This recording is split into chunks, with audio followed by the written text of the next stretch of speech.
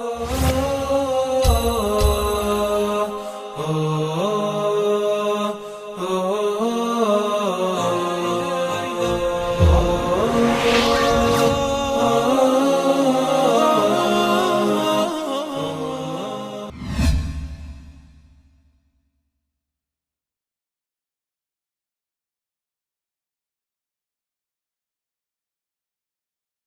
علیکم ورحمۃ اللہ وبرکاتہ۔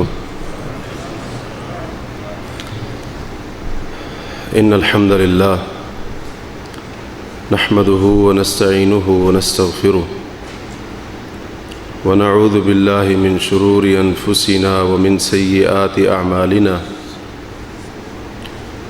من يهده الله فلا مضل له ومن يضلل فلا هادي له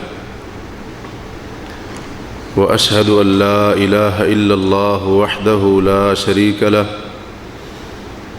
وأشهد أن محمدًا عبده ورسوله يا أيها الذين آمنوا اتقوا الله حق تقاته ولا تموتن إلا وأنتم مسلمون يا أيها الناس اتقوا ربكم الذي خلقكم من نفس واحدة وخلق منها زوجها وبث منهما رجالا كثيرا ونساء واتقوا الله الذي تساءلون به والأرحام إن الله كان عليكم رقيبا يا أيها الذين آمنوا اتقوا الله وقولوا قولا سديدا يصلح لكم أعمالكم ويغفر لكم ذنوبكم ومن يطع الله ورسوله فقد فاز فوزا عظيما أما بعد فإن خير الحديث كتاب الله وخير الهدي هدي محمد صلى الله عليه وسلم وشر الأمور محدثاتها وكل محدثة بدعة وكل بدعة ضلالة وكل ضلالة في النار اللهم صل على محمد وعلى آل محمد كما صليت على إبراهيم وعلى آل إبراهيم إنك حميد مجيد اللهم بارك على محمد وعلى آل محمد كما باركت على إبراهيم وعلى آل إبراهيم إنك حميد مجيد اللهم انفعنا بما علمتنا وعلمنا ما ينفعنا وزدنا علما رب اشرح لي صدري ويسر لي أمري واحلل عقدة من لساني يفقهوا قولي واحلل عقدة من لساني يفقهوا قولي واحلل عقدة من لساني يفقهوا قولي سبحانك لا علم لنا إلا ما علمتنا إنك أنت العليم الحكيم اللهم ارزقنا الإخلاص في القول والعمل ونعوذ بك من الرياء والسمعة رب أعوذ بك من همزات الشياطين وأعوذ بك ربي أن يحضرون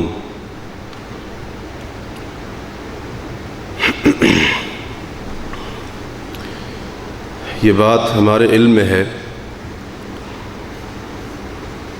کہ نئے اسلامی اور ہجری سال کی ابتدا ہو چکی ہے، اور یہ بات بھی ہر مسلمان بخوبی جانتا ہے کہ اسلامی اور ہجری سال اس کی ابتدا ماہ محرم سے ہوتی ہے۔ ماہ محرم جس کی آج 2 تاریخ ہے، اس مہینے کو شرعی اعتبار سے بہت زیادہ اہمیت اور فضیلت حاصل ہے۔ ماہ محرم کی اہمیت کی ایک دلیل یہ بھی ہے کہ اسی سے جو مسلمانوں کا سال ہے، مسلمانوں کا جو کیلنڈر ہے، اسی سے اس کی ابتدا ہوتی ہے۔ اور حضرت عمر رضی اللہ تعالی عنہ کے دور میں جب صحابہ کرام نے آپس میں مشورہ کیا کہ فلاں تہذیب والوں کا کیلنڈر ہے، فلاں تہذیب والوں کا اپنا ایک کیلنڈر ہے، ہم مسلمانوں کو بھی اپنا ایک کیلنڈر ترتیب دینا چاہیے۔ تو مشورہ ہوا اور مشورے میں یہ بات رکھی گئی کہ ہم اپنے کیلنڈر کا آغاز نبی کریم صلی اللہ علیہ وسلم کی ہجرت کے واقعے کو بنیاد بنا کر کریں گے، کیونکہ تاریخ اسلام میں ہجرت مدینہ کا واقعہ ایک بڑا اہم اور عظیم واقعہ ہے۔ مدینہ آنے کے بعد ہی مسلمانوں کے لیے تشریعی امور یعنی عبادات، معاملات کے احکام نازل ہوئے۔ بڑی بڑی عبادات یہیں پر باقاعدہ طریقے سے سر انجام دی گئیں، اور اسی طرح سے بعض اہم عبادات مدینہ میں ہی فرض ہوئیں، اور اس سے بڑھ کر مدینہ منورہ مسلمانوں کے لیے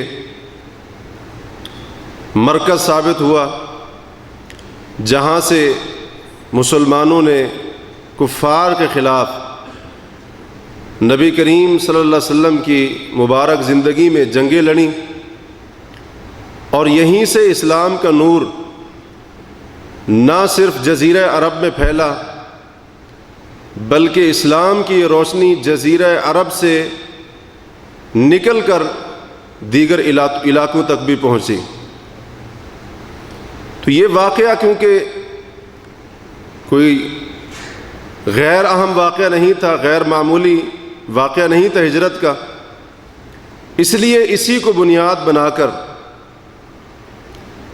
اپنا کیلنڈر اور اپنا سال ترتیب دینے کا فیصلہ کیا گیا۔ اسی وجہ سے یہ جو قمری سال ہیں ہم ان کو ہجری سال کہتے ہیں، ہجری ہجرت کی طرف نسبت ہے۔ پھر صحابہ کرام کا اس بات کے اوپر مشورہ ہوا کہ اگرچہ ہجرت کا یہ عظیم واقعہ عملی طور پر ربیع الاول کے مہینے میں اپنے اختتام کو پہنچا، تکمیل کو پہنچا، لیکن اس کا آغاز ماہ محرم سے ہو چکا تھا۔ اللہ تعالی نے نبی کریم صلی اللہ علیہ وسلم کو خواب میں دکھایا۔ خواب میں آپ کو دکھایا جانا ہجرت کی اجازت تھی، کیونکہ پیغمبر کا خواب وہی ہوتا ہے۔ تو آپ نے صحابہ کو اجازت دے دی، اور سفر کے مہینے کے آخر میں آپ نے حضرت ابوبکر صدیق رضی اللہ عنہ کی معیت میں ان کے ہمراہ بذات خود ہجرت کا یہ سفر کیا۔ تو اس لیے طے یہ پایا کہ مسلمانوں کے کیلنڈر کا آغاز واقع ہجرت کی طرف منسوب ہوگا، اور اس کی ابتدا ماہ محرم سے ہوگی، اس کا آغاز محرم کے مہینے سے ہوگا۔ اسی طرح یہ محرم کا مہینہ، اس کی اہمیت کی ایک دلیل یہ بھی ہے کہ یہ ان مہینوں میں سے ہے جو مہینے حرمت والے ہیں۔ اللہ تعالی نے اپنی کتاب میں یہ ذکر فرمایا ہے کہ جب سے اللہ تعالی نے آسمانوں اور زمین کو پیدا فرمایا تو مہینوں کی تعداد اور گنتی 12 ہے، اور آگے فرمایا منہا اربعۃ حرم، ان میں سے 4 مہینے حرمت والے ہیں، 4 مہینے احترام والے ہیں۔ اب قرآن کریم کے اندر وہ 4 حرمت والے مہینے کون سے ہیں کہیں بھی نہیں لکھا ہے۔ پورے قرآن کو پڑھ لیا جائے، دیکھ لیا جائے، اس پر غور کر لیا جائے، یہ 4 حرمت والے مہینے کون سے ہیں، ان کی تعیین کا کوئی ذکر نہیں ہے۔ ان کا جو ذکر ملتا ہے وہ نبی کریم صلی اللہ علیہ وسلم کی حدیث میں ملتا ہے۔ تو یہاں سے یہ بھی سمجھ آئی کہ پیغمبر کی حدیث کی طرف رجوع کیے بغیر قرآن کو سمجھنا ناممکن ہے، اور جو سمجھنے کی کوشش کرے گا وہ گمراہ ہو جائے گا، کیونکہ قرآن کریم کی آیات کا صحیح مفہوم پیغمبر کے سوا کوئی بتا ہی نہیں سکتا ہے۔ قرآن وحی ہے، اور قرآن کی جو تفسیر اور وضاحت ہے وہ بھی وحی ہونی چاہیے، اور وحی نبی کے علاوہ کسی اور پر نہیں آتی۔ تو آج بڑے اس طرح کے لوگ موجود ہیں جو کہتے ہیں جی حدیث کی ضرورت نہیں ہے، قرآن کریم ہی کافی ہے۔ تو 4 مہینے حرمت والے قرآن نہیں بتاتا ہے کون سے ہیں، احادیث بتاتی ہیں۔ صحیح بخاری کی روایت ہے، نبی علیہ الصلوۃ والسلام نے حجۃ الوداع کے موقع پر ارشاد فرمایا تھا کہ 4 مہینے حرمت والے ہیں، 3 ایک ساتھ آتے ہیں، اور چوتھا رجب کا مہینہ ہے جو جمادہ ثانیہ اور شعبان کے درمیان آتا ہے۔ 3 ایک ساتھ کون سے آتے ہیں؟ ذوالقعدہ، ذوالحجہ اور محرم کا مہینہ۔ تو یہ اعزاز بھی محرم کے مہینے کو حاصل ہے کہ اللہ تعالیٰ نے اس کو حرمت والا بنایا ہے، اللہ تبارک و تعالیٰ نے اس کو احترام دیا ہے اور اس کی تعظیم کرنے کا حکم دیا ہے۔ لیکن آج ہم مسلمانوں کی زندگی میں ان حرمت والے مہینوں کی تعظیم نہیں رہی ہے۔ زمانہ جاہلیت میں لوگ ان حرمت والے مہینوں کی بڑی تعظیم کرتے تھے، بڑا احترام کرتے تھے، اور آج مسلمانوں کی حالت یہ ہے کہ مہینے حرمت والے ہوں یا حرمت والے مہینوں کے علاوہ دیگر مہینے ہوں، ہماری زندگی کی جو روٹین ہے وہ ویسے چل رہی ہے۔ اگر کوئی جھوٹ بولتا ہے، ظلم کرتا ہے، خیانت کرتا ہے اور دھوکہ بازی کرتا ہے، چوری ڈکیتی کر رہا ہے اور کوئی بھی حرام کام کر رہا ہے، اس کے طرز عمل میں فرق نہیں آئے گا۔ جیسے وہ باقی دنوں میں اپنے وہ غلط کام اپنی روٹین کے مطابق کر رہا ہے، ویسے حرمت والے ایام میں، مہینوں میں اپنی وہ دغا بازیاں، خیانتیں وہ جاری رکھے ہوئے ہیں۔ جبکہ زمانہ جاہلیت کے لوگ، اگرچہ ان میں سے بعض لوگوں کا گزارا قافلوں کو لوٹنے پر ہوتا تھا، لیکن جب حرمت والے مہینے آتے وہ قافلوں کو نہیں لوٹتے تھے، قافلوں پر حملہ نہیں کرتے تھے۔ کیوں؟ کیونکہ حرمت والے مہینے ہیں، ان کا احترام کرنا ہے، چاہے وہ بھوکے کیوں نہ مر جائیں، ان کے گھر کے چولہے میں آگ اگرچہ نہ جلے، لیکن حرمت والے مہینوں کا اتنا احترام تھا، ان حرمت والے ایام میں قافلوں کے اوپر حملہ کرنا وہ بہت بڑا جرم سمجھتے تھے۔ تو یہ بھی اعزاز محرم کے مہینے کو حاصل ہے کہ یہ حرمت والا مہینہ ہے، لیکن خاص طور پر آج مسلمانوں نے اس مہینے میں جو چیزیں ایجاد کر رکھی ہیں اس سے اس کی حرمت کو پامال کر دیا ہے۔ حق تو یہ بنتا تھا اس کا احترام کیا جاتا، اس کی تعظیم کی جاتی، اس کا ادب کیا جاتا اور اس کی حرمت اور تقدس کا خیال رکھا جاتا، لیکن مسلمانوں نے اس کی حرمت اور تقدس کا کوئی خیال نہیں رکھا ہے۔ اسی طرح سے محرم کے مہینے کو یہ فضیلت بھی حاصل ہے، یہ اہمیت بھی حاصل ہے کہ نبی کریم صلی اللہ علیہ وسلم نے ایک حدیث میں محرم کے مہینے کو اللہ کا مہینہ کہا ہے۔ نبی علیہ الصلوۃ والسلام فرماتے ہیں شہر اللہ المحرم، اللہ کا مہینہ محرم۔ حالانکہ جتنے بھی مہینے ہیں محرم کے علاوہ باقی 11 مہینے وہ بھی اللہ کے مہینے، کیونکہ ان کا خالق اللہ تعالی ہی ہے، ان کا بنانے والا، ان کے نظام کو چلانے والا اور ان کے نظام کی تدبیر کرنے والا صرف رب العالمین۔ تو محرم کے مہینے کو اللہ کی طرف نسبت کرنا، علماء کہتے ہیں یہ اس کی عظمت کی دلیل ہے، یہ اس کی فضیلت اور اس کی اہمیت بتانا مقصود ہے، کیونکہ اللہ تبارک و تعالی اپنی مخلوق میں سے اپنی طرف اسی مخلوق کی نسبت فرماتا ہے جو مخلوق اللہ تعالیٰ کے نزدیک معزز، فضیلت والی اور اہم ہوتی. تو نبی علیہ الصلوۃ والسلام نے اس کو اللہ کا مہینہ کہا، جو اس کی اہمیت اور شریعت اسلامیہ میں ماہ محرم کی عظمت کی دلیل ہے. اور اس کو اضافت تشریفی کہا جاتا ہے، شرف دینے کے لیے، مقام بیان کرنے کے لیے، شان کو بڑھانے کے لیے اللہ تعالیٰ اپنی کسی مخلوق کی نسبت اپنی طرف کر دے. جیسے کہا جاتا ہے بیت اللہ، کعبہ کو بیت اللہ کہا جاتا ہے. کیا مطلب اس کا؟ اللہ کا گھر. اب اس کا یہ مطلب نہیں ہے کہ نعوذ باللہ من ذالک کعبہ کی اس عمارت میں اللہ تعالیٰ بذات خود موجود ہے. اور یہ بعض کم عقل مسلمانوں کا یہ نظریہ بھی ہے، جن کو علم نہیں ہوتا ہے، جن کو پتہ نہیں ہوتا ہے، وہ سمجھتے ہیں اللہ کے گھر کا شاید یہ معنی ہے اللہ تعالیٰ کعبہ کی اس چار دیواری عمارت کے اندر موجود ہے، نعوذ باللہ من ذالک. حالانکہ اللہ تعالیٰ کہاں ہے؟ الرحمن علی العرش استوی، رحمان عرش پر مستوی. تو کعبہ کو اللہ کا گھر کیوں کہا جاتا ہے؟ یہ اسی طرح سے مساجد کو اللہ کا گھر کہا جاتا ہے، بیوت اللہ کہا جاتا ہے، مسجد اللہ کے گھر. تو یہ اس لیے کہا جاتا ہے کیونکہ ان کی نسبت اللہ تعالیٰ کی طرف کی جاتی ہے، ان کے مقام اور ان کی شان کو بیان کرنے کے لیے، ان کی شان کو بیان کرنے کے لیے. اسی طرح سے اللہ تعالیٰ نے جو حضرت صالح علیہ السلام کو اونٹنی دی تھی، اللہ نے اسے کیا کہا اپنی کتاب میں؟ ناقۃ اللہ کہا، اللہ کی اونٹنی. حالانکہ تمام اونٹنیاں وہ اللہ تعالیٰ کی ہیں، بلکہ تمام جانور اللہ تعالیٰ کے ہیں، تمام مخلوقات اللہ تعالیٰ کی.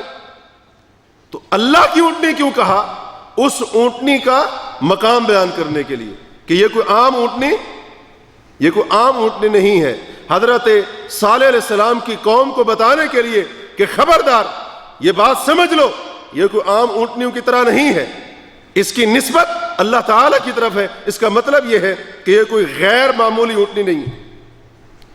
اسی طرح سے یہ کوئی دیگر اونٹنیوں کی طرح نہیں ہے کہ تم اس کے ساتھ ان اونٹنیوں جیسے سلوک کرو، بلکہ اس کے ساتھ ویسے پیش آنا ہے جیسے اللہ تعالیٰ نے تمہیں حکم دیا ہے.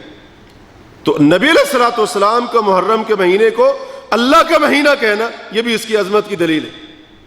ماہ محرم کتنا عظیم ہے، اس کی عظمت کی ایک دلیل یہ بھی ہے کہ رمضان کے بعد افضل ترین نفلی روزے ماہ محرم کے. صحیح مسلم کی روایت ہے، نبی علیہ الصلوۃ والسلام نے فرمایا افضل الصیام بعد رمضان شہر اللہ المحرم. آپ فرماتے ہیں رمضان کے بعد سب سے بہتر روزے اللہ کے مہینے محرم کے. سب سے بہتر روزے نفلی روزوں میں سے عظیم تر نفلی روزے محرم کے مہینے کے. لیکن یہ بات یاد رہے کہ بندہ اپنی مرضی سے محرم کے مہینے میں کسی دن کا روزہ خاص کر کے نہیں رکھ سکتا ہے سوائے 9 اور 10 محرم کے، کیونکہ اس کے خاص ہونے کی دلیل ہمارے پاس موجود ہے. اب مثال کے طور پر ایک بندہ یہ کہنا شروع کر دے جس بندے نے محرم کی پہلی جمعرات کو روزہ رکھا اس کو اتنا ثواب ملے گا، جس نے محرم کے پہلے جمعے کو روزہ رکھا اس کے اتنے سال کے گناہ معاف ہو گئے. اس کی کوئی دلیل نہیں ہے. پورا محرم کا مہینہ اللہ کے پیغمبر نے اس کے نفلی روزوں کو بہترین نفلی روزے قرار دیا، رمضان کے بعد افضل ترین روزے قرار دیا. اس لیے کسی دن کو خاص اپنی مرضی سے نہیں کرنا ہے سوائے ان دنوں کے جن کی دلیل موجود ہے.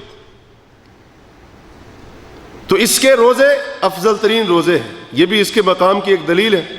اور اسی طرح سے یہ جو اس کا 10 محرم کا دن ہے، محرم کے مہینے میں سے جو یوم عاشورہ ہے 10ویں تاریخ کا دن ہے، اس کو بھی بڑا مقام حاصل ہے. مقام کیسے حاصل ہے؟ آپ نے متعدد بار یہ بات سنی ہے علماء کرام کی زبانی صحیح حدیث کی روشنی میں کہ 10 محرم کا دن وہ عظیم دن ہے جس دن اللہ تعالی نے حضرت موسیٰ علیہ السلام کو، ان کی قوم کو فرعون سے نجات دلائی.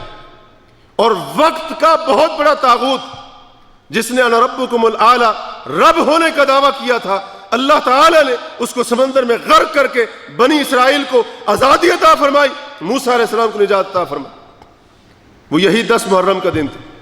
باقی باتیں جو لوگوں میں مشہور ہیں کہ جی اسی دن وہ حضرت نوح علیہ السلام کی کشتی جو ہے نا وہ جودی پہاڑ پر ٹھہری تھی، اسی دن حضرت آدم علیہ السلام کی توبہ قبول ہوئی، اسی دن حضرت یونس علیہ السلام مچھلی کے پیٹ میں گئے، اسی دن ان کو نکالا گیا۔ یاد رہے اس بارے میں جو روایت ہے وہ اللہ کے رسول پر جھوٹ ہے، من گھڑت۔ صحیح حدیث میں صرف اتنی بات کہ اس دن اللہ تعالی نے فرعون کو غرق کیا، موسیٰ علیہ السلام ان کی قوم کو نجات دلائی، جس کے شکرانے کے طور پر حضرت موسیٰ علیہ السلام نے اللہ کا شکر ادا کرتے ہوئے روزہ رکھا تھا۔ اس سے یہ بات بھی سمجھ آئی کہ جو اہل ایمان ہیں جب ان کو آزادیاں ملتی ہیں تو پھر وہ آزادی کے دن بھنگڑے نہیں ڈالتے ہیں، ناچ گانے نہیں ہوتے ہیں، شراب کے دور نہیں چلتے ہیں، بے حیائی کی پارٹیاں اور مجلسیں نہیں ہوتی ہیں، زنا کو حلال نہیں سمجھ لیا جاتا ہے۔ آزادی کو بنیاد بنا کر جو حقیقت میں آزادی کی نعمت کو سمجھنے والے ہیں وہ اللہ کا شکر ادا کرتے ہیں، جیسا کہ موسیٰ علیہ السلام نے کیا۔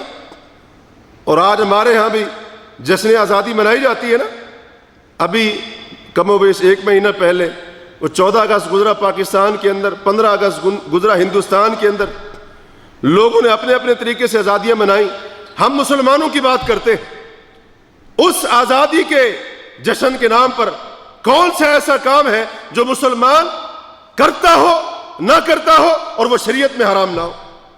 یہ کیا ہے جی؟ آزادی کا جشن منا رہے ہیں، آزادی کی خوشیاں منا رہے ہیں۔ آزادی کا جشن منانے کا جو طریقہ ہے اللہ کے مومن بندوں کے نزدیک، جو پیغمبروں کا طریقہ ہے، وہ یہ ہے کہ اس دن اللہ کا شکر ادا کیا جائے، اس دن اللہ کی نافرمانی نہیں ہونی چاہیے، جیسا کہ موسیٰ علیہ السلام نے کیا۔ اور نبی علیہ السلام نے فرمایا تھا یہودیوں کو، جب آپ مدینے میں آئے پوچھا آپ نے کہ تم 10 محرم کا روزہ کیوں رکھتے ہو؟ انہوں نے وجہ بتائی، آپ نے فرمایا ہم موسیٰ علیہ السلام کی پیروی کے تم سے زیادہ حقدار ہیں۔ آپ نے خود بھی روزہ رکھا اور صحابہ کرام کو بھی روزہ رکھنے کا حکم دیا۔ تو یہ بھی اس کی اہمیت کی ایک دلیل ہے۔ اسی طرح سے محرم کا مہینہ، اس کی جو خاص طور پر 10 تاریخ ہے، اس کا ایک دن کا روزہ نبی علیہ السلام سے پوچھا گیا اس کا کیا مقام ہے؟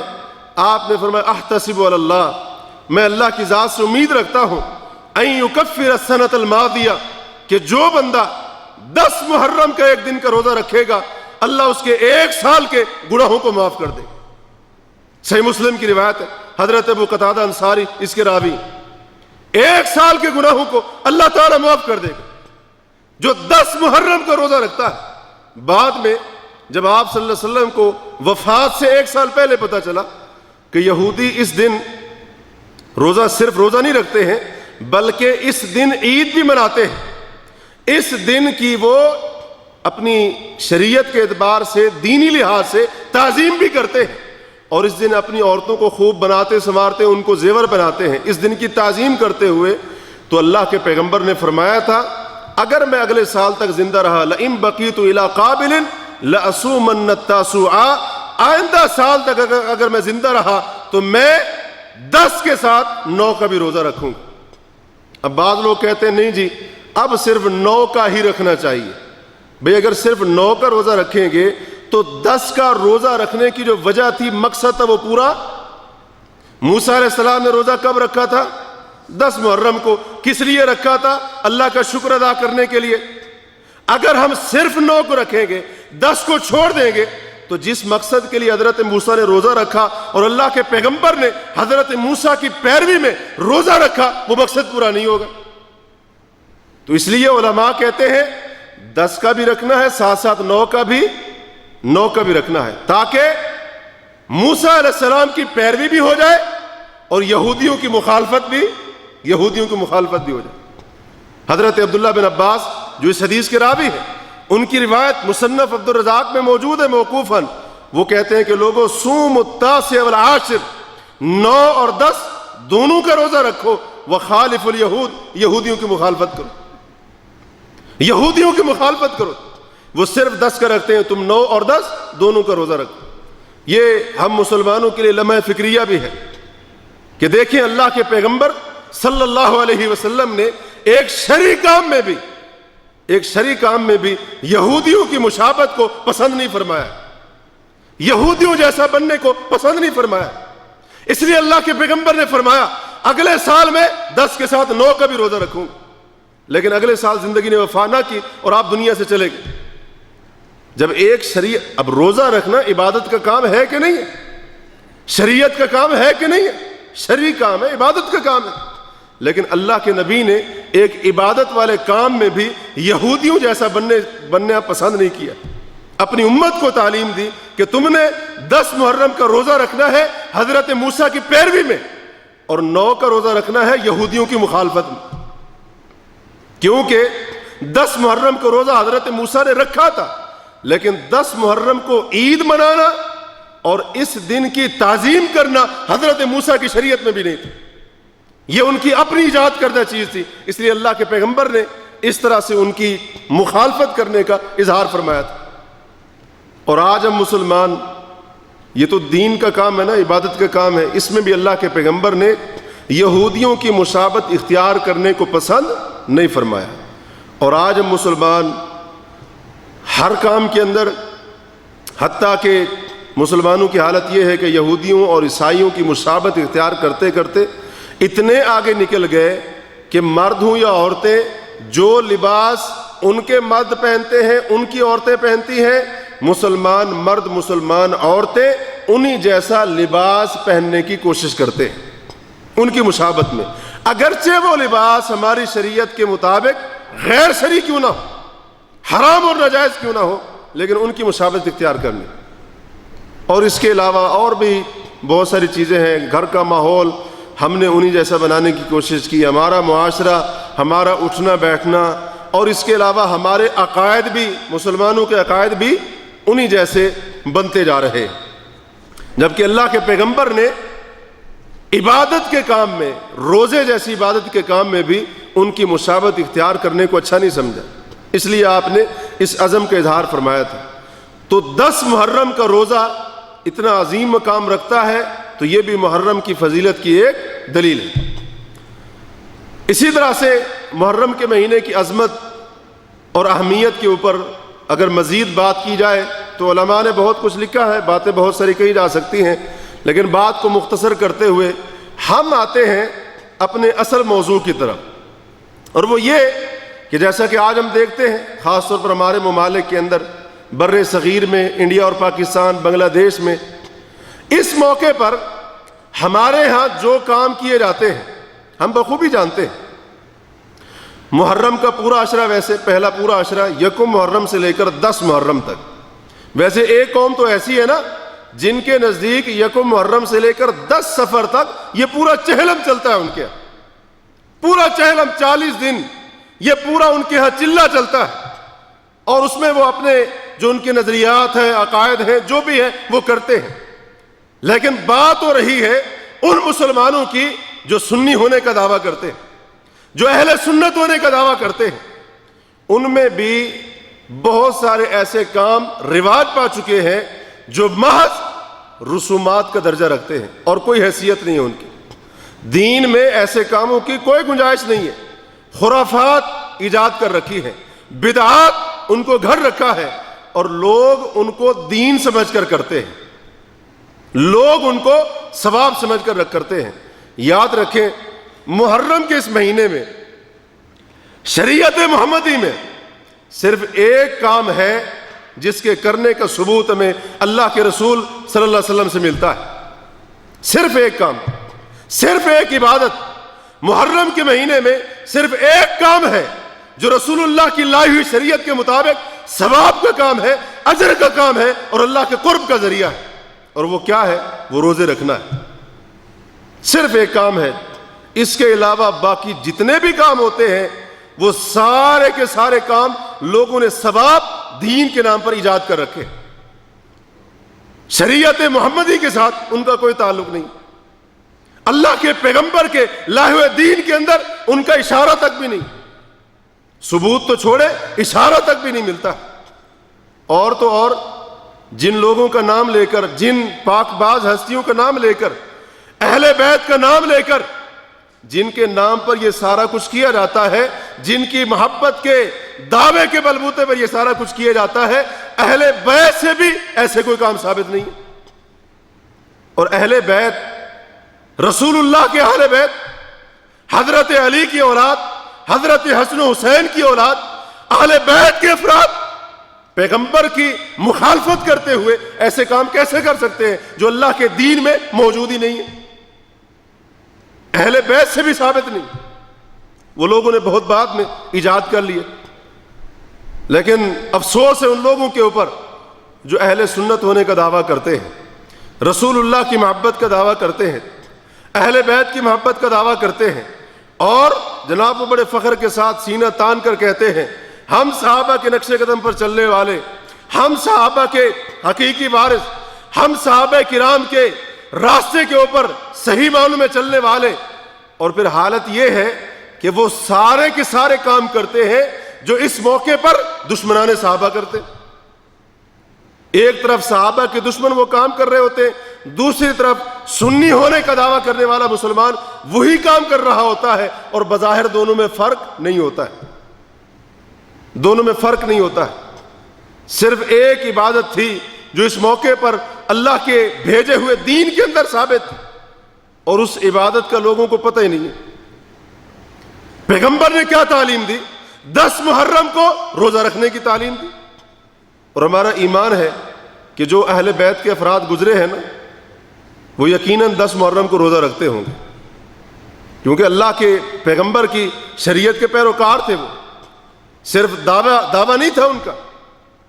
حضرت علی رضی اللہ تعالی عنہ، کیا کوئی کہہ سکتا ہے کہ 10 محرم کو روزہ نہیں رکھتے ہوں گے؟ ہمارا تو ایمان ہے۔ اللہ کے پیغمبر ایک عمل بتائے اور اس کی فضیلت بتائے، حضرت علی جیسی عظیم شخصیت اس سے پیچھے رہے، یہ کیسے ہو سکتا ہے؟ حسن و حسین رضی اللہ عنہما، جنتی نوجوانوں کے سردار، جن کا مقام اتنا زیادہ اعلیٰ، تو یہ کیسے ہو سکتا ہے کہ وہ 10 محرم کا دن آئے اور وہ روزہ نہ رکھے؟ اور اس موقع پر ایک حدیث میں آتا ہے صحابہ کرام اپنے چھوٹے چھوٹے بچوں کو بھی روزے رکھواتے تھے، کیونکہ رمضان کے روزے فرض ہونے سے پہلے 10 محرم کا روزہ فرض تھا رکھنا۔ جب رمضان کا روزہ فرض ہو گیا تو بعد میں اللہ کے پیغمبر نے اختیار دے دیا، اب تمہاری مرضی ہے، تم 10 محرم کا روزہ رکھو، ٹھیک ہے، اچھی بات ہے، نہیں بھی رکھو گے تو گناہ نہیں ہوگا۔ وہ ایک صحابیہ ہے، وہ کہتی ہیں کہ جب 10 محرم کا دن ہوتا تھا ہم خود بھی روزہ رکھتی تھیں اور اپنے چھوٹے بچوں کو بھی 10 محرم کا روزہ رکھاتی تھی، اور ان کے ہاتھ میں روئی کا اون کا بنا ہوا کھلونا بنا کر دے دیتی، جب بچہ رونے لگتا بھوک پیاس کی وجہ سے وہ کھلونا پکڑا دیتی تاکہ وہ کھلونے میں اس کے ساتھ کھیل کود میں مصروف ہو جائے، بہل جائے، اور وہ کھانا نہ مانگے، پانی نہ مانگے، اور روزہ اپنا پورا کر لے۔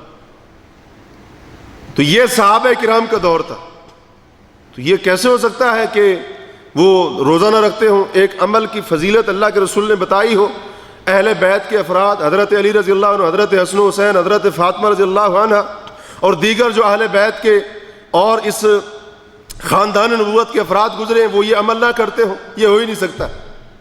عجیب معاملہ ہے، ایک طرف اہل بیت اور اس کے افراد اس موقع پر روزے سے ہوں، اور دوسری طرف جناب محبت کے دعوے کرنے والے وہ موجے مار رہے ہوں۔ یہ کیسی محبت ہے بھائی؟ یہ کیسا پیار ہے؟ یہ محبت کا کیسا دعویٰ ہے؟ تو اللہ کے پیغمبر نے جو چیز بتائی اس کا لوگوں کو پتہ نہیں، اور دوسری طرف لوگوں نے عجیب و غریب باتیں گھڑ کر لوگوں کو سنائیں، لوگ سمجھتے ہیں شاید دین ہی یہی ہے۔ اچھا، یہاں پر تھوڑا سا ٹھہر کر سوچتے ہیں کہ آخر کیا وجہ ہے کہ ہمارے ہاں 10 محرم کے موقع پر لوگوں کو روزہ رکھنے کا علم نہیں ہوتا، خرافات کا بڑا پتہ ہوتا ہے، حتیٰ کہ لوگ اتنا زیادہ ان چیزوں کا اہتمام کرتے ہیں اتنا میرے خیال میں فرض عبادات کا اہتمام نہیں کرتے ہوں گے۔ امام ابن تیمیہ رحمہ اللہ نے اپنی کسی کتاب میں ایک بڑی زبردست بات ارشاد فرمائی ہے، واقعی غور کرنے والی بات ہے، اور اگر دیکھیں نا حقیقت ایسی ہی ہے، جو لوگ اس چیز میں مبتلا ہے نا ان کی حالت ایسی ہی ہے۔ وہ فرماتے ہیں کہ جب بندہ پیٹ بھر کر کھانا کھا لے، پیٹ بھر کر سیر ہو کر اس نے کھانا کھا لیا، اب مزید کچھ کھانے کی گنجائش نہیں ہے، اس کے بعد اگر اس کے پاس کتنا عمدہ لذیذ کھانا لا کر کیوں نہ رکھ دو اس کے سامنے، کھائے گا وہ؟ کھائے گا بھائی، اگرچہ اس کھانے کو کتنے پسند کیوں نہ کرتا ہو، کیوں نہیں کھائے گا؟ کیونکہ اس کا پیٹ پہلے سے بھرا ہوا ہے۔ وہ فرماتے یہی حال ہوتا ہے ان لوگوں کا جو رسول کریم صلی اللہ علیہ وسلم کی سنت اور شریعت کو چھوڑ کر بدعات کو دین میں ایجاد کرتے ہیں، اور پھر ان نئے نئے کاموں کے اوپر اتنا عمل پیرا ہوتے ہیں، اتنی پابندی کے ساتھ، حتیٰ کہ جو نبی کی ثابت شدہ سنت ہے اس میں ان کو کوئی رغبت ہی نہیں رہتی۔ جو اصل دین کے اندر کام موجود ہے، عبادت کا کام، ثواب کا کام، نیکی کا کام، اللہ کے قرب کا ذریعہ، اس میں ان کو کوئی دلچسپی نہیں رہتی۔ اور اللہ کی قسم حقیقت بھی یہی ہے، حقیقت بھی یہی ہے۔ لوگ آج مشکل وظیفے پڑھیں گے، یہ 1,00,000 مرتبہ وظیفہ پڑھو، صبح کو اتنی بار پڑھنا ہے، شام کو اتنی بار پڑھنا ہے، اور انہی مسلمانوں سے اگر صبح و شام کے اذکار پوچھ لو جو ثابت شدہ ہے، اللہ کی قسم مسلمانوں کو پتہ ہی نہیں، علم ہی نہیں ہے۔ من گھڑت چیزیں پتہ ہے اور جو ثابت شدہ چیزیں وہ پتہ ہی نہیں۔ لوگ ویسے جناب بڑی لمبی نمازیں پڑھیں گے، فلاں موقع پر اتنی رکھتے ہیں، فلاں موقع پر اتنی رکھتے ہیں، 10 محرم کو جناب اتنی رکھتے، پڑھ لو تمہارے اتنے سال کے گناہ معاف۔ جھوٹی حدیثیں ان کو سنائی گئی، لوگ پڑھ رہے ہیں، اور دوسری طرف فرض نماز نہیں پڑھتے ہیں، کوئی پتہ نہیں، کوئی پرواہ نہیں۔ بالکل یہی حالت ہے۔ تو جو بندہ اس راستے پر چلتا ہے نا، اس کی حالت یہی ہوتی ہے۔ اب آج اگر کسی کو آپ بتائیں کہ یہ ساری چیزیں جائز نہیں ہے جو آپ کر رہے ہیں، رسول اللہ صلی اللہ علیہ وسلم کی سنت میں ہمیں روزہ رکھنے کا حکم ملتا ہے، کیا خیال ہے وہ آپ کی بات کو مان لے گا؟ مان لے گا آپ کی بات کو؟ وہ تو الٹا گلے پڑ جائے گا، گریبان پکڑ لے گا کہ تو کیا بات کر رہا ہے۔ تو یہ وجہ کیا ہے آخر؟ ایک وجہ یہی ہے کہ ہمارے ہاں خاص طور پر ہمارے ملکوں میں اس طرح کی نئی چیزیں ہر سال مارکیٹ میں آتی ہیں، تو اس لیے جو اصل دین ہے اس کی قدر لوگوں کے دلوں سے جاتی رہی ہے، اور بدعات، دین کے نام پر گھڑی جانے والی، ایجاد کی جانے والی یہ چیزیں، یہ کام، یہ عبادتیں جن کو لوگ ثواب نیکی کا کام سمجھتے ہیں، لوگ ان کو فرائض کی طرح بلکہ ان سے بھی زیادہ پابندی کرتے ہوئے ان کو کرتے ہیں، اور جو اصل دین ہے اس کی طرف لوگوں کی کوئی دلچسپی نہیں ہے۔ تو ہمارے ہاں یہ چیزیں زیادہ ہیں۔ اس کی دوسری وجہ یہ بھی ہے، لوگ خالص دین سے ناواقف ہیں، اصل دین کا لوگوں کو پتہ ہی نہیں ہے۔ ابھی جیسے میں نے آپ کو بات بتائی، یہ 10 محرم کا روزہ رکھنے کی، بے شک آپ تجربہ کر لیں، وہاں پہ جا کے کسی کو آپ بتائیں، 2 4 5 6 8 10 کا مجمع بیٹھا ہو، آپ اس کو رسول کریم کا فرمان سنائیں اور اس کو بتائیں کہ اس طرح سے یہ روزہ بھی ہوتا ہے 9 10 محرم کا، تو ان میں سے اکثر لوگ یہی کہیں گے کہ ہم نے پہلی بار یہ بات سنی ہے، ہم نے یہ بات پہلی بار سنی ہے، ہم نے یہ حدیث پہلی بار سنی ہے، اس سے پہلے کبھی سننے کا اتفاق نہیں ہوا ہے۔ کیونکہ لوگ ہمارے ہاں خالص دین سے، دین ان کو بتایا جاتا ہے لیکن کچھ اور کہہ کر بتایا جاتا ہے۔ جو اصل دین ہے، خالص دین ہے، لوگ اس سے ناواقف ہیں، ان کو لا علم رکھا گیا ہے، اور ان کو اصل دین کے بارے میں معلومات دینے کی کوشش کی نہیں گئی، کیونکہ آگے بڑے پھر راز ہیں نا، بڑے پھر راز ہیں۔ اگر اصل دین بتائیں گے تو جناب بہت ساری چیزیں وہ نہیں کرنی پڑیں گی، اور بہت سارے معاملات ختم کرنے پڑیں گے۔ تو اس لیے کچھ لوگوں نے عوام الناس کو بیوقوف بنایا ہوا ہے۔ تیسری بڑی وجہ وہ یہ ہے کہ جو مسلمانوں کے خاص طور پر مذہبی لیڈران ہیں، قائدین ہیں، وہ بھی اس کی بہت بڑی وجہ ہے، بہت بڑی وجہ ہے۔ خطباء حضرات ہو گئے، علماء حضرات، میں سب کی بات نہیں کرتا ہوں، جو ان کاموں کو عوام الناس میں رواج دیتے ہیں ان کی بات کرتا ہوں۔ اب جب ممبر کے اوپر ان کاموں کی فضیلتیں بیان ہوں گی تو عوام الناس تو یہی سمجھے گی نا کہ خطبہ جمعہ میں ممبر کے اوپر خطیب صاحب ترغیب دلا رہے تھے، یہ کام تو ہمیں کرنا ہی ہے، یہ کام تو ہمیں کرنا ہی ہے، لگتا ہے کہ یہ دین اسلام کے ارکان میں سے گویا کہ نعوذ باللہ من ذالک۔ تو یہ بھی ایک بہت بڑی وجہ ہے۔ اور چوتھی بڑی وجہ آباء و اجداد کی اندھی تقلید ہے، معذرت کے ساتھ آباء و اجداد کی پیروی ہے۔ بہت سارے لوگ ان کو بتا بھی دیا جائے، سمجھا بھی دیا جائے، ان کو پتہ چل بھی جائے، اور بعض لوگ اس کا اظہار بھی کرتے ہیں، اقرار بھی کرتے ہیں، مانتے بھی ہیں، کہتے ہیں واقعی یہ کام صرف رسم و رواج ہے، دین کے ساتھ ان کا کوئی تعلق نہیں ہے، لیکن کیا کریں، نہیں کریں گے ابا ناراض ہو جائیں گے، اماں ناراض ہو جائے گی، بہن بھائی اب ناراض ہو جائیں گے، ہم تو اپنے محلے میں، کالونی میں، علاقے میں، گاؤں میں منہ دکھانے کا قابل نہیں رہیں گے، کیونکہ جو ہمارے ہاں یہ کام نہ کرے اس کے اوپر فتویٰ کیا لگتا ہے، یہ وہابی ہو گئے۔ وہ جیسے ایک ہمارے ہاں ایک مشہور خطیب صاحب ہے، انہوں نے اپنی بات کسی کو سنائی تو وہ آگے سنا رہے تھے اپنی کسی تقریر میں، اب سچ جھوٹ کا مجھے پتہ نہیں ہے، ایک عبرت کے لیے آپ کو بات بتا رہا ہوں، لوگوں کا جو نظریہ اور سوچ ہے، جو ذہن ہے۔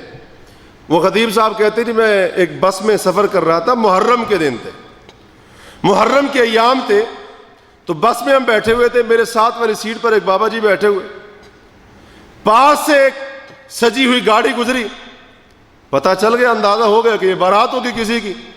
وہ بابا جی کہتا ہے کہ دیکھو لوگوں کے کام بھی دیکھو، محرم میں شادی کر رہے ہیں، محرم کے مہینے میں شادی کر رہے ہیں۔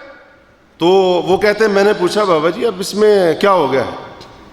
کہتے ہیں اچھا چلو شادی تو کر لی انہوں نے، لیکن یہ گاڑی اپنی منزل تک نہیں پہنچے گی، اس کا پہلے ایکسیڈنٹ ہو جائے گا۔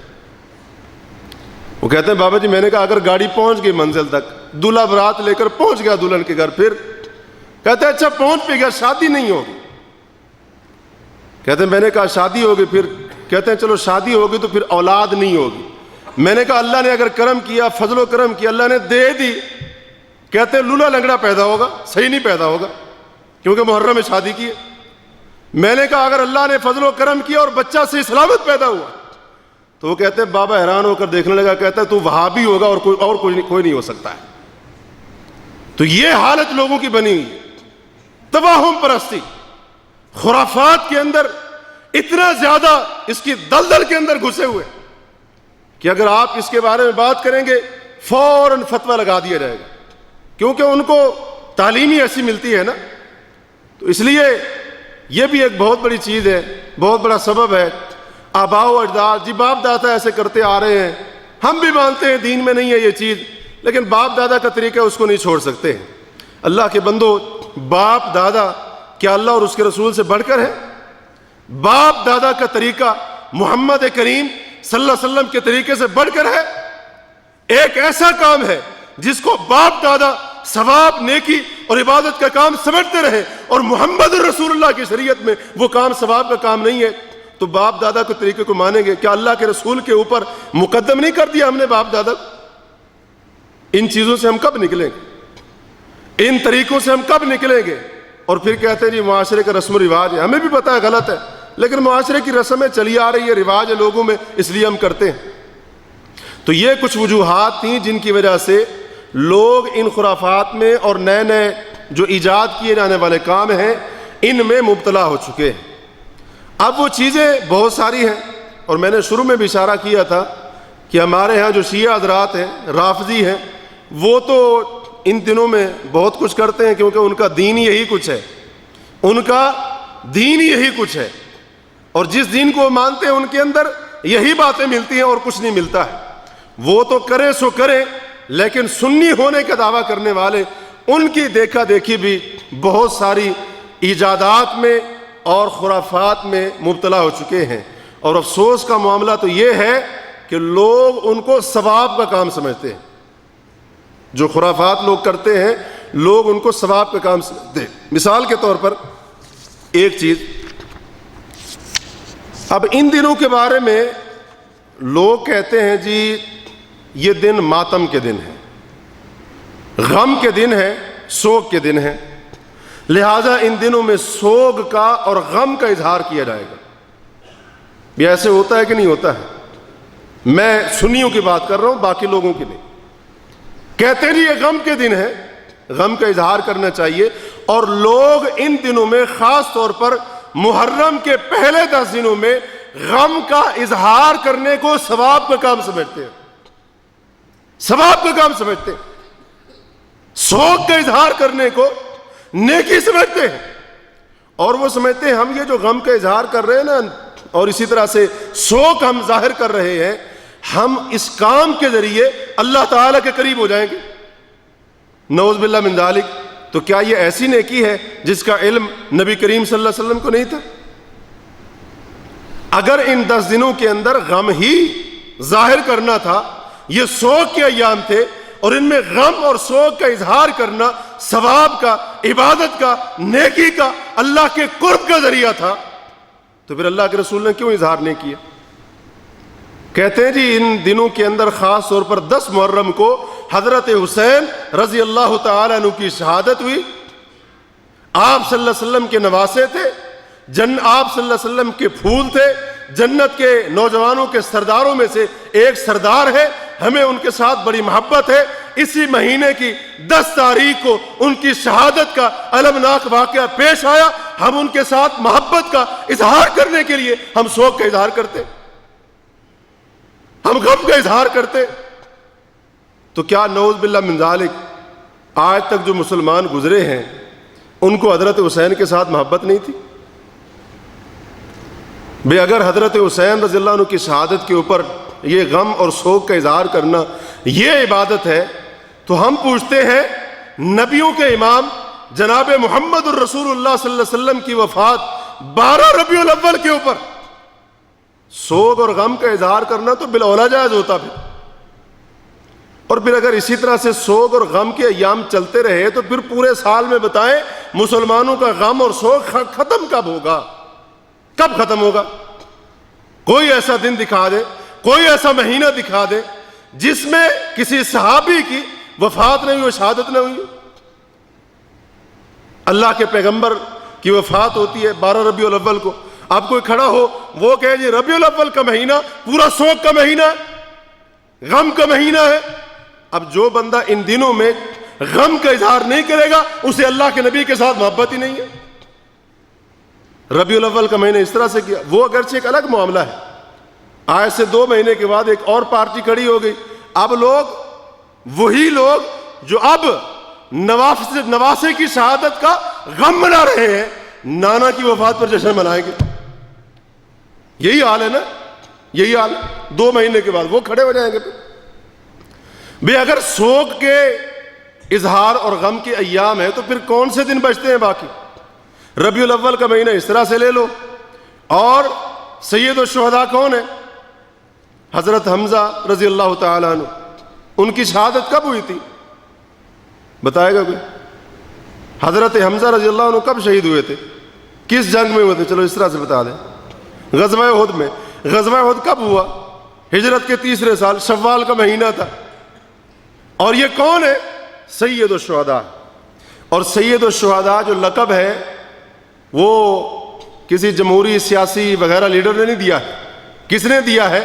محمد الرسول اللہ صلی اللہ علیہ وسلم نے۔ سید الشہداء امیر حمزہ رضی اللہ تعالی عنہ۔ اور سید الشہداء کا کیا معنی ہے؟ شہداء کے سردار۔ کیا مطلب؟ قیامت تک اس امت کے جتنے بھی شہید ہوں گے تمام شہیدوں کے سردار حضرت حمزہ رضی اللہ تعالی عنہ۔ یہ اعزاز، یہ لقب محمد رسول اللہ کی زبانی ملا ہے۔ اب شوال کے مہینے میں بھی بھائی پھر سوگ مناؤ نا۔ حضرت حسین رضی اللہ عنہ شہید ہے اور حضرت حمزہ سید الشہداء ہے، بھی سوگ کس کے اوپر زیادہ ہونا چاہیے؟ شہید پر یا سید الشہداء پر؟ سوچنے والی بات ہے نا۔ شہید پر زیادہ غم کا اظہار ہونا چاہیے یا جو شہداء کا سردار ہے، شہداء کے جو سردار ہیں ان پر زیادہ غم کا اظہار ہونا چاہیے؟ جو شہداء کے سردار ہیں۔ شوال کے مہینے میں بھی پھر غم کا اظہار کرنا چاہیے، سوگ کا اظہار کرنا چاہیے، اور پھر عید نہ مناؤ بھائی۔ شوال کا مہینہ جب شروع ہو، چاند نظر آئے تو پھر عید کی خوشیاں کس بات کی؟ اس مہینے میں تو اللہ کے بندو سید الشہداء شہید ہوئے تھے، کیا تمہیں محبت نہیں ہے ان کے ساتھ؟ یہ جو تم عید کے دن جشن منا رہے ہو، مٹھائیاں کھا رہے ہو، کھلا رہے ہو، گھر کے اندر جناب سوئیاں پک رہی ہیں، قسم قسم کے کھانے پک رہے ہیں، نئے کپڑے پہن رہے ہو، تو ان کے ساتھ محبت نہیں ہے؟ نعوذ باللہ من ذالک۔ پھر شوال کا مہینہ بھی گیا، اور پھر اس کے بعد ذوالحج کے مہینے میں آ جائے، کس کی شہادت ہوئی؟ ذوالنورین حضرت عثمان رضی اللہ تعالی عنہ۔ اور یہ وہ عثمان ہے اللہ کے رسول نے فرمایا تھا اس سے فرشتے بھی حیا کرتے ہیں، فرشتے بھی حیا کرتے ہیں۔ لیکن آج بعض لوگوں کو حیا نہیں آتی. عثمان جن سے فرشتے بھی حیا کرے، آج بعض لوگ ان کو گالیاں دیتے، ان کو حیا نہیں آتی. اور عجیب لوگوں کی تقسیم ہے. حضرت علی رضی اللہ تعالی عنہ حضرت فاطمہ کے خامد لوگوں نے اتنا بڑھایا حتیٰ کہ رب الارباب کہہ دیا، اور جو دو بیٹیوں کے خامد ہیں ان کو کافر کہہ دیا. نعوذ باللہ من ذالک. حضرت عثمان رضی اللہ تعالی عنہ 18 ذی الحج کو ان کی شہادت ہوئی. 18 ذی الحج کو باغیوں نے ان کو شہید کر دیا. ذو الحج کا مہینہ بھی نکال دو، پھر پورا مہینہ ذو الحج کا نکال دو، پھر 10 ذو الحج کو. یہ عید الاضحیٰ کس بات کی ہے، خوشیاں کس بات کی؟ تو عجیب لوگوں نے تقسیم کر رکھی ہے. پھر اسی طرح سے رمضان کا مہینہ بھی نکال دو بھائی. 21 رمضان کو حضرت علی رضی اللہ عنہ شہید ہوئے. بھی بیٹے کی شہادت پر اتنا غم اور سوگ کا اظہار. جو باپ ہیں، والد ہیں حضرت علی المرتضیٰ رضی اللہ عنہ، جن کا مقام یقیناً حضرت حسین سے زیادہ ہے. حضرت علی کا مقام حضرت حسین سے، والد کا مقام بیٹے سے زیادہ ہے. رمضان کا پورا مہینہ گیا. پھر کتنے مہینے نکل گئے بھائی؟ محرم بھی نکال دیا، ربیع الاول بھی نکال دیا، شوال بھی نکال دیا، رمضان بھی نکال دیا، اور پھر ذو الحج کا مہینہ بھی نکال دیا. یہ 5 مہینے تو چند بڑی بڑی جو شخصیات ہیں. اس کے علاوہ یہ تقریباً کو ربیع الثانی کے اندر حضرت ابو بکر کی وفات ہوئی، ربیع الثانی کے مہینے میں. تو ربیع الثانی کا مہینہ بھی نکال دو. ابو بکر صدیق رضی اللہ تعالیٰ عنہ کی جی ان کی وفات ہے. اور وہ کون ہے؟ افضل الامت بعد نبیہا. یہ کون کہا کرتے تھے؟ حضرت علی رضی اللہ عنہ کہا کرتے تھے. اور یہ باتیں شیعہ کی کتابوں میں موجود ہیں. سنیوں کی کتابوں میں ہے، لیکن شیعہ کی کتاب میں بھی حضرت علی کی یہ بات، ان کا قول موجود ہے. وہ ممبر کے اوپر حضرت علی کوفہ کے ممبر پر برسر ممبر حضرت علی یہ کہا کرتے تھے، افضل الامت بعد نبیہا ابو بکر و عمر. لوگوں سن لو، اس نبی کے بعد، اس امت کے پیغمبر کے بعد جو افضل ترین شخصیت ہیں، پہلے ابو بکر ہیں، پھر حضرت عمر رضی اللہ عنہ. حضرت علی کوفہ کے ممبر پر علی الاعلان یہ بات ارشاد فرمایا کرتے تھے. تو پھر ان کی وفات کا مہینہ بھی سوگ کا مہینہ ہوا. 6 مہینے تو اسی طرح سے نکل گئے.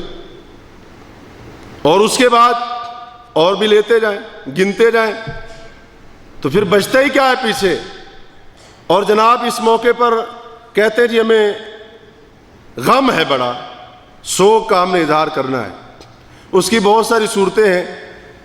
وہ جناب کئی لوگ ہوتے ہیں وہ جوتا نہیں پہنتے، ان 10 دنوں میں جوتا نہیں پہنتے. یہ کیا ہے جی؟ حضرت حسین رضی اللہ عنہ کے غم میں ہم نے جوتا نہیں پہننا ہے. اچھا جی کالا لباس پہنیں گے، کیوں؟ سوگ کا اظہار کرنا ہے.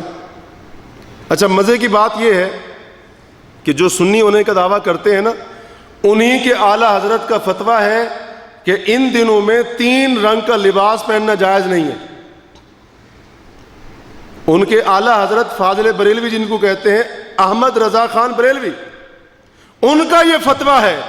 ان سے کسی نے پوچھا اس طرح سے لوگ کالا لباس پہنتے ہیں محرم کے ایام میں، انہوں نے کہا جائز نہیں ہے. سبز لباس، کالا لباس، سرخ لباس، وہ کہتے ہیں ان دنوں میں پہننا جائز نہیں ہے.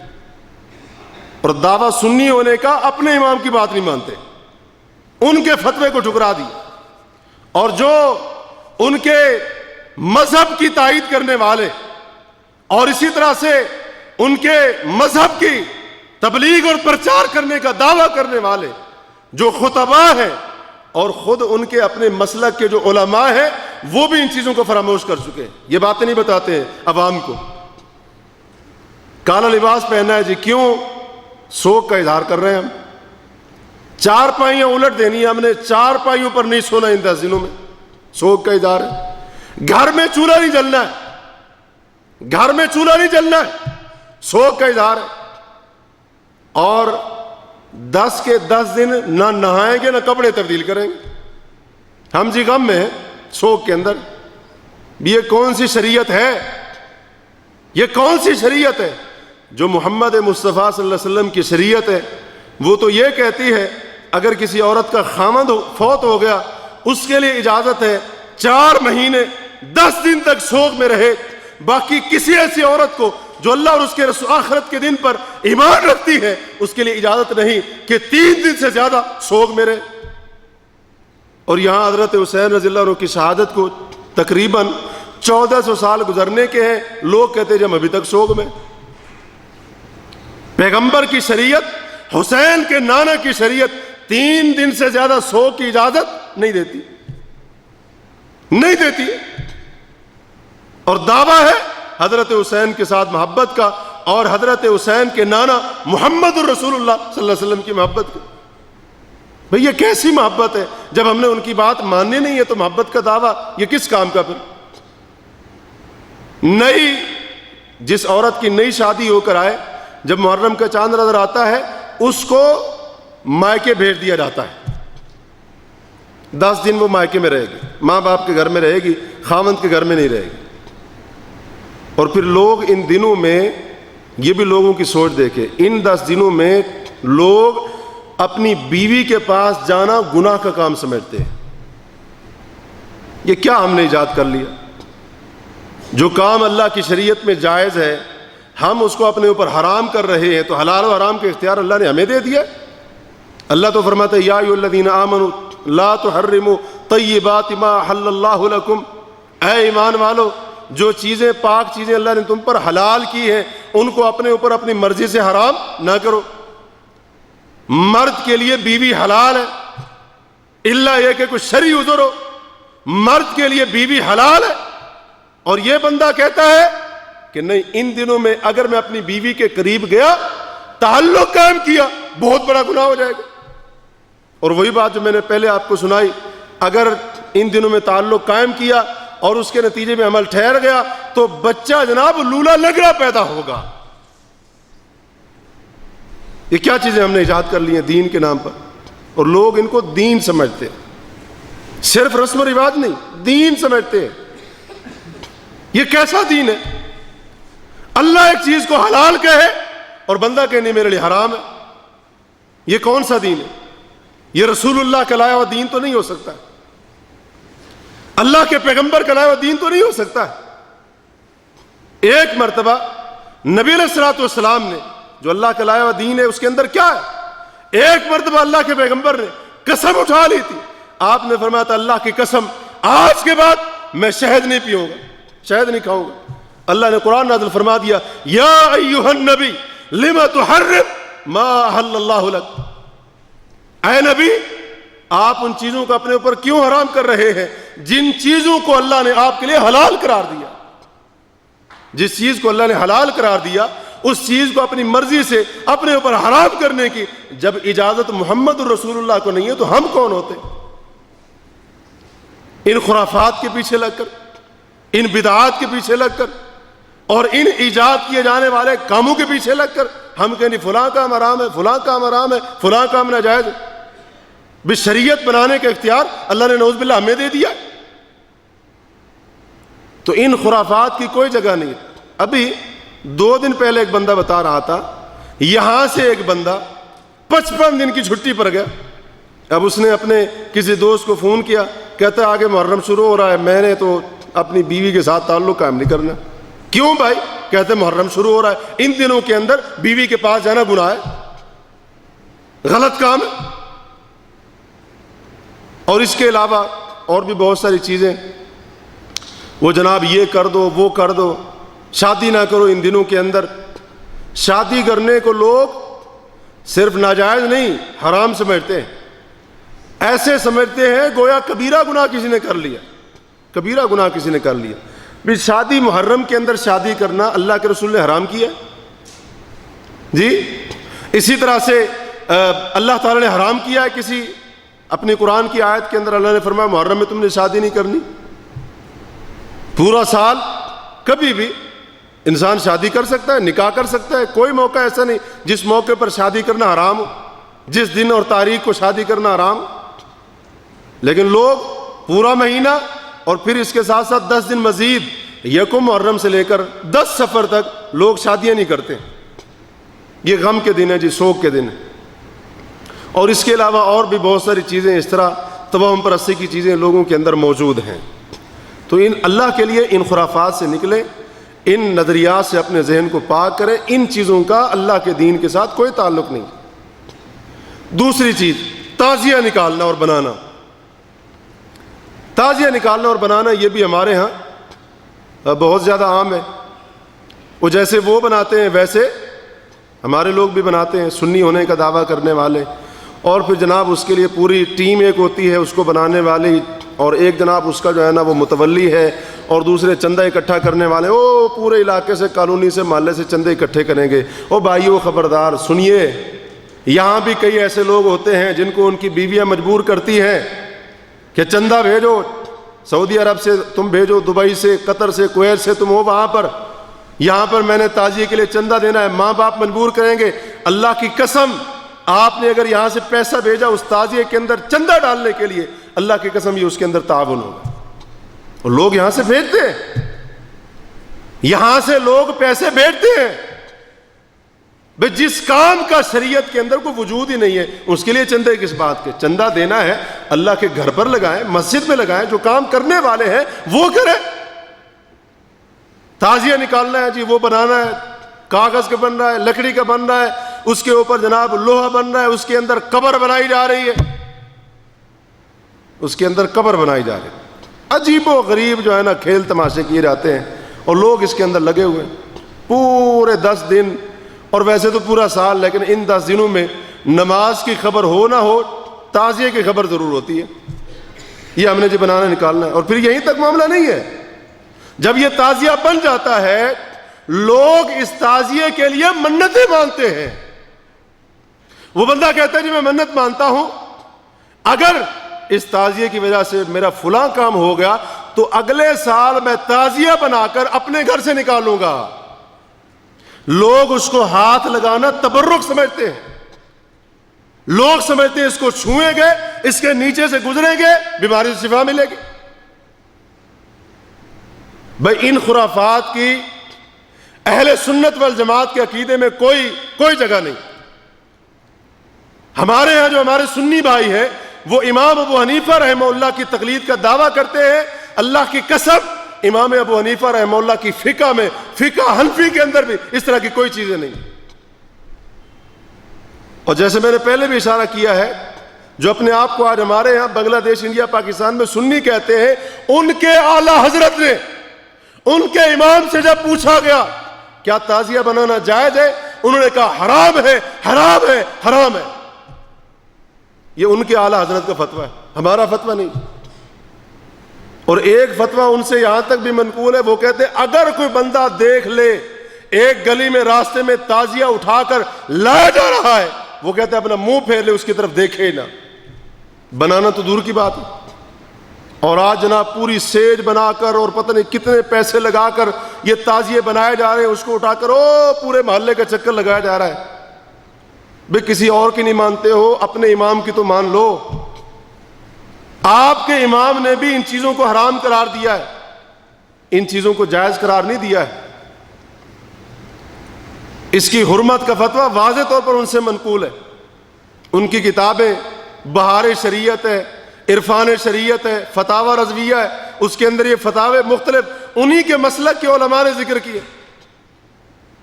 اور لوگ اور پھر اسی اوپر ظلم، اور جناب وہ گانے بج رہے ہیں، نعوذ باللہ من ذالک، ڈھول تاشے چل رہے ہیں۔ یہ بھئی یہ کیسا کام ہے؟ یہ کیسی خوشی ہے؟ ڈھول تاشے ہیں، لوگ ناچ رہے ہیں، اور عورتیں بھی جناب بے پردہ ہو کر وہ دیکھ رہی ہیں اس تعزیے کو کیسے نکل رہا ہے۔ اس کے اندر جناب وہ بعض دفعہ مرد عورتوں کا اختلاط ہو رہا ہے، مرد و زن کا اختلاط ہو رہا ہے، یہ رسمیں نبھائی جا رہی ہیں۔ بھئی اس تعزیے کی رسم کی بھی کوئی حقیقت نہیں ہے۔ یہ جو ماتم اور تعزیہ ہے نا، پتہ ہے سب سے پہلے کب وجود میں آیا؟ 352 ہجری میں۔ حافظ ابن کثیر رحمہ اللہ البدایہ والنہایہ میں، امام ابن اثیر نے الکامل فی التاریخ میں، امام ابن خلدون نے اپنی کتاب تاریخ ابن خلدون میں، اکبر شاہ نجیب آبادی نے تاریخ اسلام میں، ان مورخین نے ذکر کیا ہے کہ سب سے پہلے ایک شیعہ بادشاہ گزرا ہے معز الدولہ، اس نے 352 ہجری میں بازاروں کو بند کرنے کا حکم دیا عاشورہ محرم کے موقع پر، لوگوں کو کہا کہ تم ماتمی لباس پہنو اور ان کو جو ہے نا ماتم کے طور پر ٹاٹ پہنائے، عورتوں کو حکم دیا وہ بال کھول کر باہر نکلیں بازاروں میں، دکانیں بند، جو نان بائی تھے ان کو دکانیں بند کرنے کا حکم دے دیا گیا، اور اس طرح سے سب سے پہلے یہ ماتم اور تعزیہ کی رسم کبھی کا آغاز دنیا میں سب سے پہلے ہوا 352 ہجری میں۔ اور اس وقت جو سنی تھے نا، وہ آج والے سنی نہیں تھے، وہ کہتے ہیں جی سنی ہی وہ بھائی اس طرح کے سنی نہیں تھے۔ مورخین نے لکھا ہے جب اس شیعہ بادشاہ نے زبردستی کی سنیوں کے اوپر کہ تم بھی ان رسومات کو ادا کرو اور یہ سارے کے سارے کام کرو، اس وقت کے غیرت مند سنیوں نے ان رسومات کو ادا کرنے سے انکار کر دیا۔ مورخین کہتے ہیں اس وقت شیعہ اور سنی کے درمیان پھر جھگڑا بھی ہوا، اختلاف بھی ہوا۔ ہم یہ نہیں کہتے ہیں سنی اور شیعہ کے اختلاف ہو، جھگڑے ہو، قتل و غارت تو نہیں، ہم یہ بات نہیں کہتے، لیکن کم از کم ہمیں یہ بات تو یاد رکھنی چاہیے نا، ہمارے دین میں ان چیزوں کی کوئی گنجائش نہیں۔ جو کام دنیا میں سب سے پہلے 352 ہجری میں ہو رہا ہے، 3.5 صدیاں پہلے ہوا ہی نہیں ہے، تو وہ کام دین کیسے ہو سکتا ہے؟ حضرت حسین رضی اللہ عنہ کی شہادت کے کم و بیش 290 سال کے بعد یہ کام دنیا میں پہلی بار ہوا، وہ دین کیسے ہو سکتا ہے؟ دین 350 سال پہلے مکمل ہو چکا تھا۔ یہ تمام باتیں عرض کرنے کا مقصد یہ ہے ان خرافات کے پیچھے نہ پڑیں۔ ایک تیسری چیز جناب اس موقع کے اوپر وہ سبیلے لگانا، نظر نیاز، بعض لوگوں نے نعرہ لگا لیا ہے نظر اللہ نیاز حسین، کہتے ہیں جی نظر اور نیاز میں فرق ہوتا ہے، کوئی فرق نہیں ہے۔ نظر عربی کا لفظ ہے اور اسی کا ترجمہ فارسی میں نیاز ہے۔ حضرت حسین رضی اللہ عنہ سنیے، حضرت حسین رضی اللہ عنہ موحد تھے، توحید کے داعی تھے، اللہ کی توحید پر یقین رکھتے تھے۔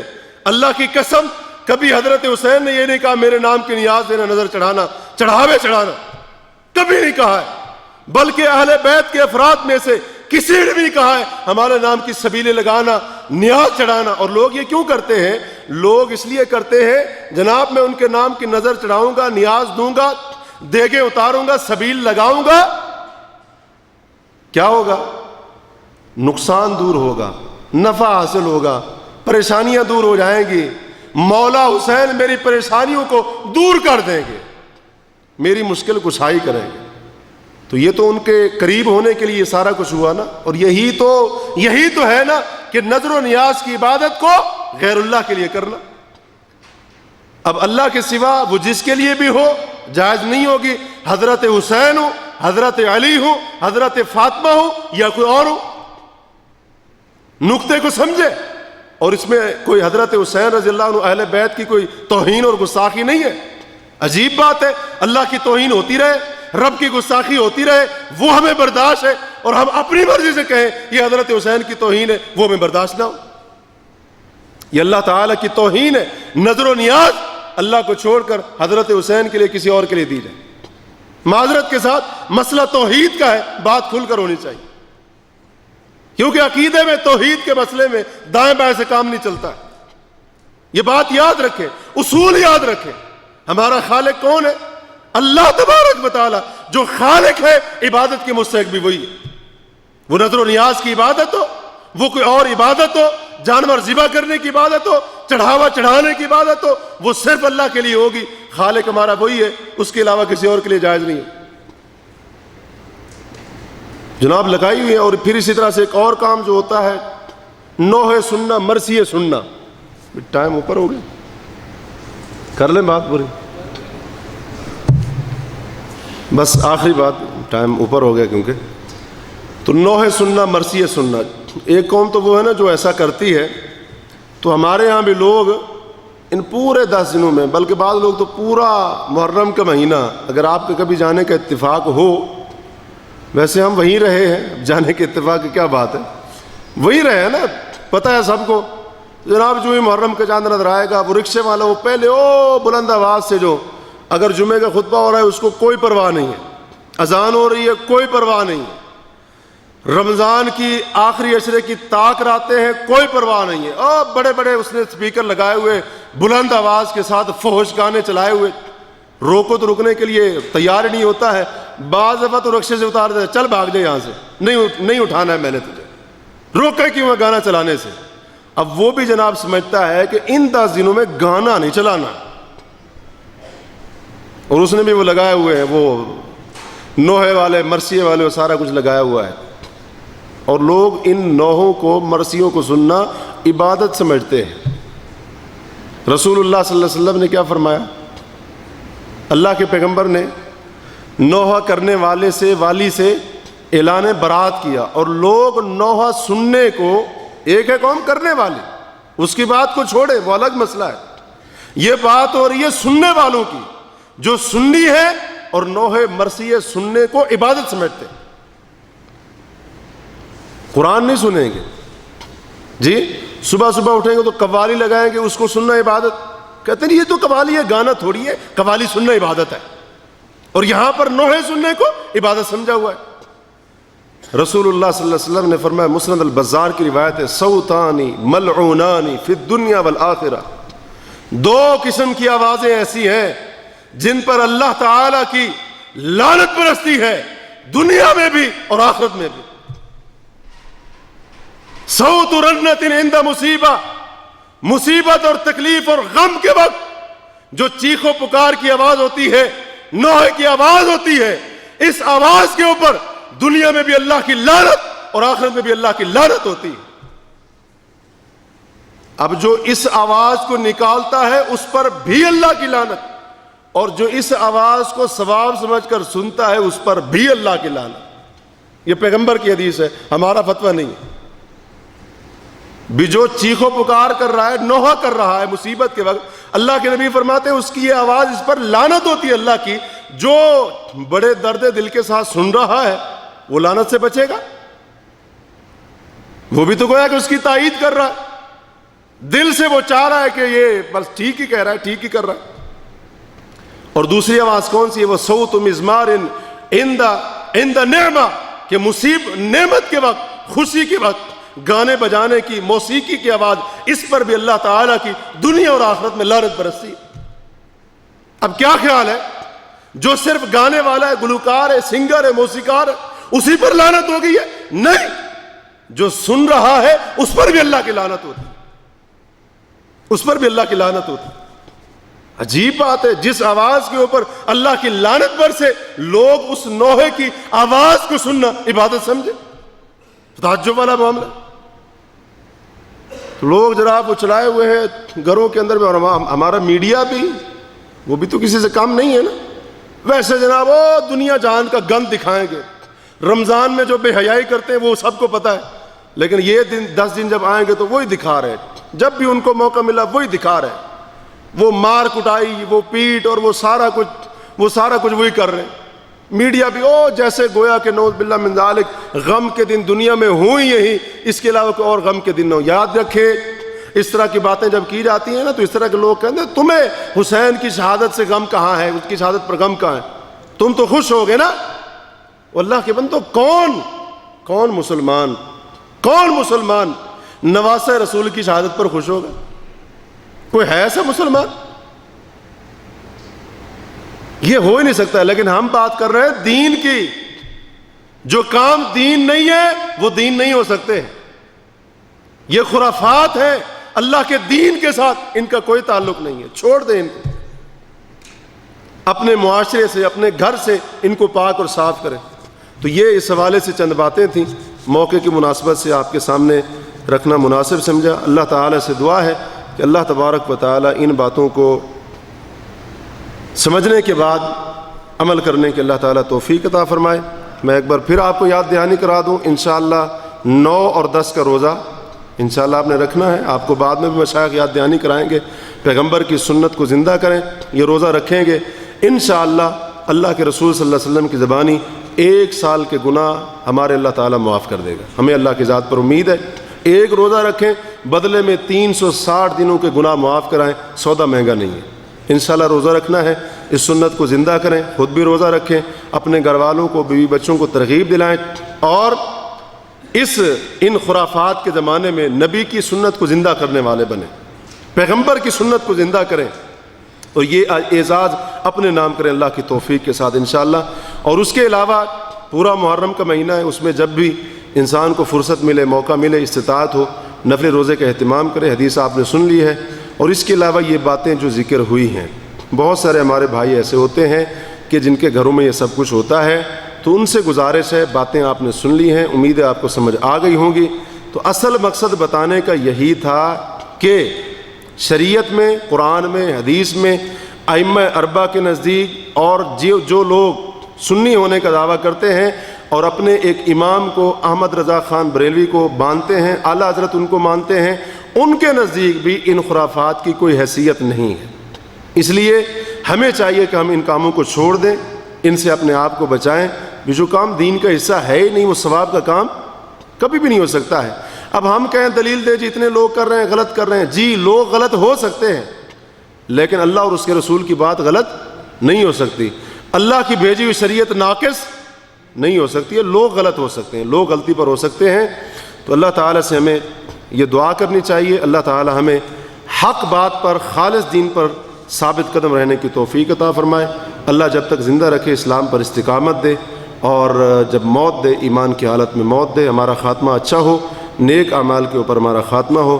اقول قولی ھذا واستغفر اللہ لی ولکم ولسائر المسلمین والمسلمات فاستغفروہ انہ ھو الغفور الرحیم۔ یہ کسی بھائی نے سوال کیا ہے، بڑا معروف سوال ہے، میرے خیال میں کئی بار ہو چکا ہوگا۔ کہتے ہیں کیا سورۃ فاتحہ کے بغیر نماز نہیں ہوتی؟ جواب تو دیکھیں علماء ہی دیں گے۔ مختصراً یہ ہے، نبی صلی اللہ علیہ وسلم کی حدیث ہے، لا صلاۃ لمن لم یقرأ بفاتحۃ الکتاب، صحیح بخاری وغیرہ میں حدیث موجود ہے کہ جو بندہ سورۃ فاتحہ نہیں پڑھتا ہے اس کی نماز نہیں ہوتی ہے۔ نماز بھی عام ہے، نماز پڑھنے والا بھی عام ہے، کوئی بھی نماز اور کوئی بھی نمازی، اس کی نماز اس کے بغیر نہیں ہوگی۔ تو اللہ کے رسول کا فرمان یہ ہے۔ اس کے بعد نماز میں ہاتھ کہاں باندھنے ہیں، اس کا تفصیلی جواب تو آپ یقیناً اہل علم سے لیں گے۔ مختصر اتنا ہے کہ نماز میں ہاتھ کہاں باندھنے ہیں، اس بات پر تو اتفاق ہے کہ ہاتھ باندھنے ہیں، اس پر اتفاق ہے، اور اس پر بھی تقریباً اتفاق ہے کہ دایاں ہاتھ بائیں ہاتھ پر باندھنا ہے۔ کہاں باندھنا ہے اس کے بارے میں مختلف روایات ملتی ہیں، ناف کے نیچے والی بھی ملتی ہیں، ناف سے اوپر والی بھی، سینے والی بھی، لیکن محدثین کے اصولوں کے مطابق اس مسئلے میں جو صحیح ترین روایات ہیں وہ سینے کے اوپر ہاتھ باندھنے والی۔ تعصب کی بنا پر نہیں کہہ رہا ہوں ایسا، محدثین کے جو اصول ہیں حدیث کو صحیح یا ضعیف قرار دینے کے۔ لوگ کہتے ہیں نا جی ہماری ہر دلیل ضعیف ہو جاتی ہے، تمہاری ہر صحیح ہو جاتی ہے۔ یہ کسی کی دکان تو نہیں ہے کہ جو اٹھائے صحیح حدیث اٹھا لے اور جو اٹھائے دوسرے کے لیے ضعیف اٹھا لے، اس طرح سے نہیں ہوتا ہے۔ محدثین نے جو اصول قائم کیے ہیں ان کے مطابق جو ہے نا صحیح ترین جو روایت ہے، حافظ ابن حجر رحمہ اللہ بلوغ المرام میں شاید آپ نے پڑھا ہوگا، سنا ہوگا، وہ فرماتے اصح شیء فی الباب، اس مسئلے میں صحیح ترین روایت حضرت وائل بن حجر رضی اللہ عنہ کی روایت ہے، اور وہ کیا ہے، سینے کے اوپر ہاتھ باندھنے کی۔ اور اسی کی تائید مسند احمد کی اس روایت سے بھی ہوتی ہے حضرت حلب الطائی رضی اللہ عنہ کی، جس کو حسن درجے کا محدثین نے قرار دیا ہے، اگرچہ بعض محدثین نے اس پر جرح کی ہے لیکن حسن درجے کا اس کو قرار دیا ہے۔ اس میں بھی یہی صراط موجود ہے۔ حضرت حلب الطائی کہتے ہیں میں نے رسول اللہ صلی اللہ علیہ وسلم کو دیکھا کہ آپ نے دایاں ہاتھ بائیں ہاتھ پر نماز کی حالت میں سینے پر رکھا ہوا تھا۔ تو یہ روایت بھی موجود ہے۔ ابو داود میں مرسل روایت ہے، ایک تابعی ہیں امام طاووس رحمہ اللہ، وہ فرماتے ہیں رسول اللہ صلی اللہ علیہ وسلم اپنے ہاتھ نماز میں سینے پر باندھتے تھے۔ اس کی سند امام طاووس رحمہ اللہ تک صحیح ہے، لیکن وہ روایت مرسل ہے، یعنی درمیان میں صحابی کا واسطہ نہیں ہے، تابعی ڈائریکٹ اللہ کے رسول سے بیان کر رہا ہے۔ اور مزے کی بات یہ ہے امام ابو حنیفہ رحمہ اللہ کے نزدیک مرسل روایت حجت ہوتی ہے، لیکن ہمارے بھائی اس کو تسلیم کرنے کے لیے تیار نہیں ہے۔ تو بہرحال اس مسئلے میں جو صحیح ترین روایات ہیں محدثین کے اصولوں کے مطابق وہ یہی ہیں کہ ہاتھ سینے پر باندھے جائیں۔ اللہ تعالی ہمیں صحیح بات کو سمجھنے کے بعد اس پر عمل کرنے کی توفیق عطا فرمائے۔